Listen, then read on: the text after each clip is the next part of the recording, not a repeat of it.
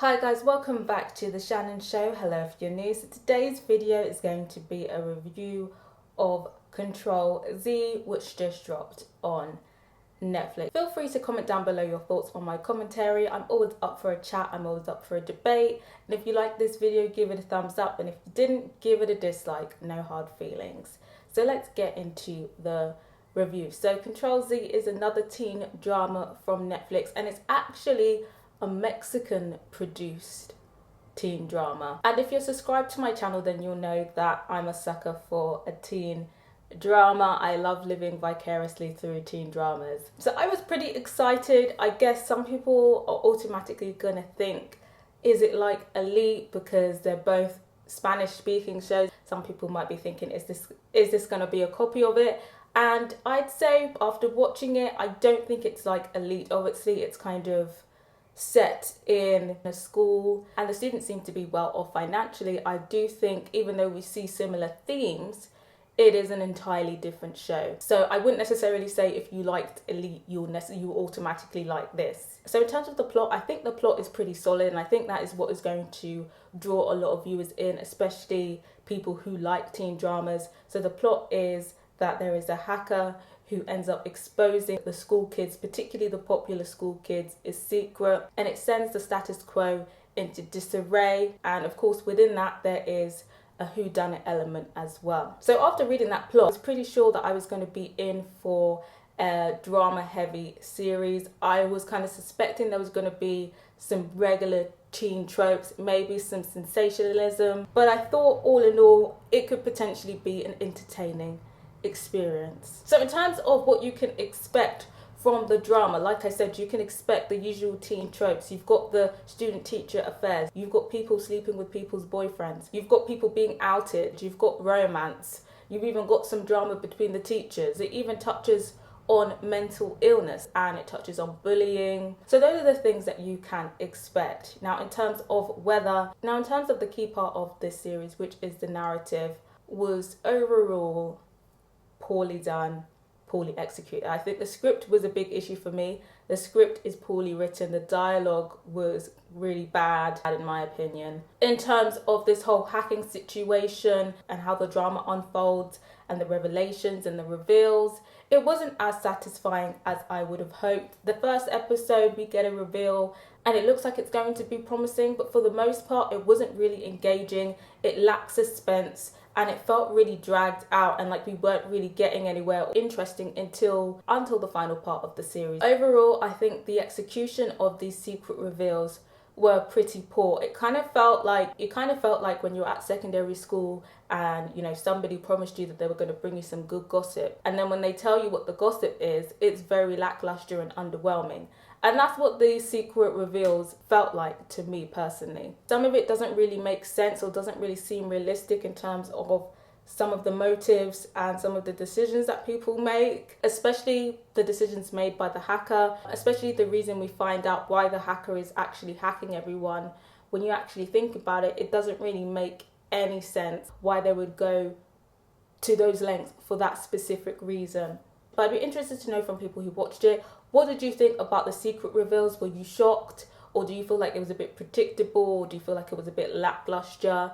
Let me know what you think. In terms of the subject matters that it deals with, I think a key subject matter that they deal with is transphobia and homophobia.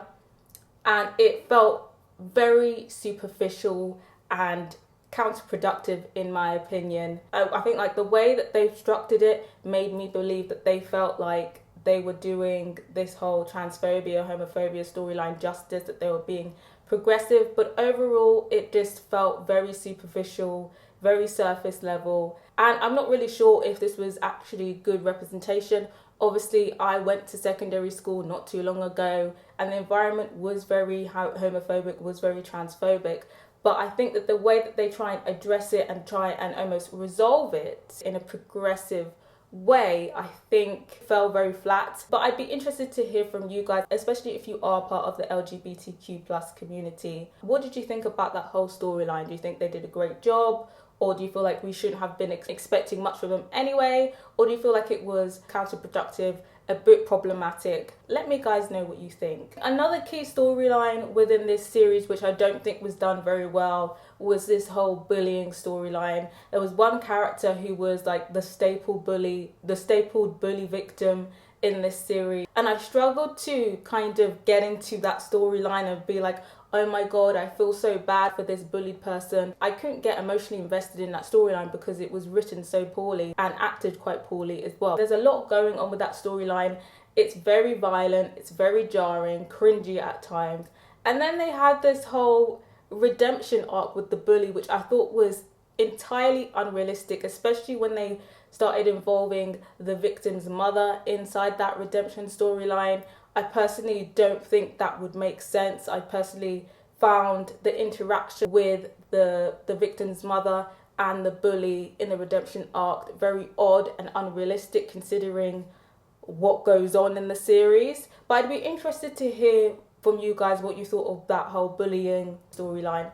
Were you here for it? Were you not? Were you emotionally invested? And what did you think of the whole redemption storyline? Do you feel like it was good? It was bad? Could you get behind it? I need to know, because I just kind of felt like overall the bully storyline was poorly written. And also the way that they deal with mental illness, specifically with Sophie's character, again, just kind of felt a bit sensationalist, over the top, a bit stereotypical. The breakdown, the self-harm, the mental hospital. I didn't really buy the mental illness performance, in my opinion. But do let me know if you thought that her performance was realistic or whether you just kind of felt like it was sensationalist. So to summarize, I think the script was pretty weak, and I think the narrative execution definitely could have been a bit better than it was. It drags a bit, it gets a bit boring in areas, and it only really picks up at the very end, in my opinion. And speaking about the ending, in terms of the episodes, I think obviously the ending is the best part of the series. Episode 7 and 8 are the best of the series. They definitely somewhat make up for the lackluster episodes before it. And up until that point, I'd say it was pretty predictable. Episode 7, they throw a slight curveball. We actually find out who the hacker is. And for people who watched it, I had a slight idea that it could be the person who it was, but I wasn't entirely sure. But I can definitely see the reveal being a plot twist for some people. But I'd love to hear from you guys. Was the reveal a shock, or did you see it coming? So in terms of the reveal, I was just kind of like, okay, they're going down this route. I'm not gonna lie, I was a bit disappointed with the route that they had taken, because I felt like it had taken away one of the only aspects I enjoyed in the film. So I personally was not impressed with who they picked as the hacker. I personally think it should have been somebody else. It definitely broke my heart a little bit that it was who it was. I feel like they should have picked somebody else. But I think after the reveal, it instantly became predictable again. You knew what was going to happen. So even though I was slightly satisfied with the reveal and the way things planned out, because there was a lot of drama going on, it started to really pick up in the final episodes. By the end of it, I was a bit more satisfied than I thought I was going to be about halfway. But overall, still the ending, I still feel like it could have been executed far better to make a more gripping teen drama.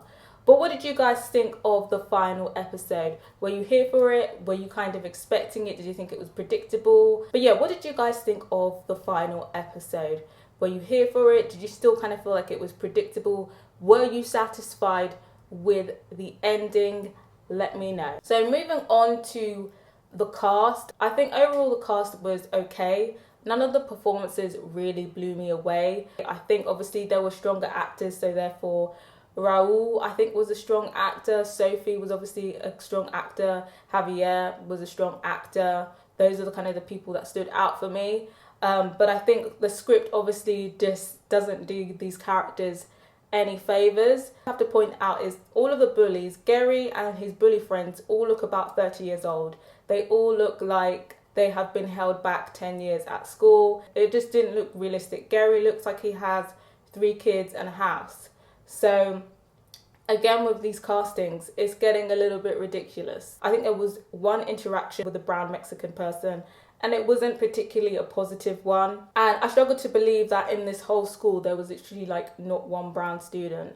So I guess Javier was kind of brownish, but overall it seemed like it was just a white cast. I feel like it definitely could have benefited from a bit more diversity, but seeing how they treated like the one brown character in the whole series, I'm not sure if that necessarily would have been a good thing, to be honest now. But what do you guys think? Do you think it was fine, or do you feel like there definitely should have been a bit more diversity than there was? In terms of the romance in this series, I think this was the only strong part in the series, was the romance and the affairs and the scandals and the love triangles.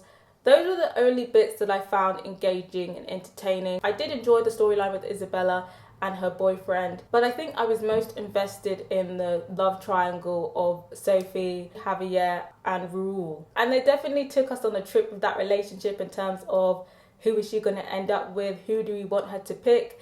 And all in all, I feel like it's a slightly equal battle, because it's not like one is necessarily better than the other, in my opinion. I feel like they both had gleaming bad traits about them. Like, it wasn't like, oh, that one was slightly trashier from the other. Like, they both had big trashy baggage attached to them. But I think at least at the very beginning of the love triangle, I was definitely team Raul. I just felt like there was better chemistry between Sophie and Raul.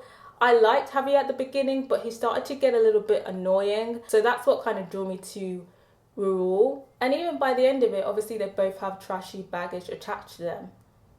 I'm still even thinking, well, who is the better piece of trash? And I'm not gonna lie, I'm leaning towards Raul. Sophie should just ditch both of them because they both just have so much trashy baggage.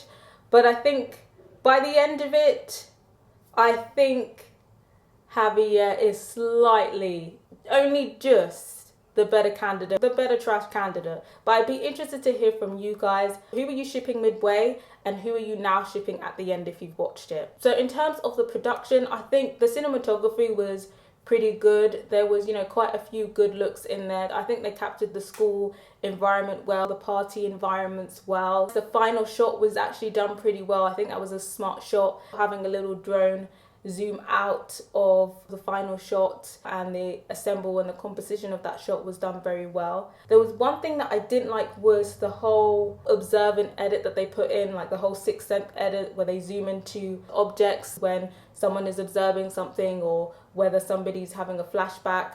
I wasn't a big fan of that edit. I feel like they could have just had somebody thinking and then them coming up with a plan and us hearing the plan, rather than this mimic / montage of how their brain is working, because I just thought it was a bit jarring for me. The soundtrack was actually pretty decent. I enjoyed the soundtrack. I thought there was a good song selection there. I think the set design was good. I think the costume and makeup was pretty good. So would I recommend this series for you? I definitely think there is going to be a market for this film, but I definitely think a lot of people are going to either turn off, watch it till the end, but absolutely hate it. And for me, I didn't absolutely hate it. I was getting there. I think they definitely saved it a little bit with the ending, but I was a bit disappointed and I was a bit underwhelmed. I was definitely expecting a bit more juicy drama than they gave me with this series. I say if you like teen dramas, give episode 1 a watch, and if you like the style, continue watching it. If you don't like the style, I'd probably say skip it, because I think it's definitely going to be a mixed bag. I was personally disappointed, and I personally think that there is way better teen dramas that you can watch. I think this is actually the worst teen drama that I've watched on Netflix, and Netflix usually has solid teen dramas. So like I said, I'm disappointed. I think the only highlight of this series was the romance. I don't think that's enough to justify investing your time in this series, but overall I don't think it was worth investing time in this series. They've left the door open for season 2, and honestly, the way that it ends, I have absolutely no interest in watching a season 2. I would watch it for review purposes, but I don't think they leave enough at the end of the series for you to be like, oh my gosh, I want to know what happens next.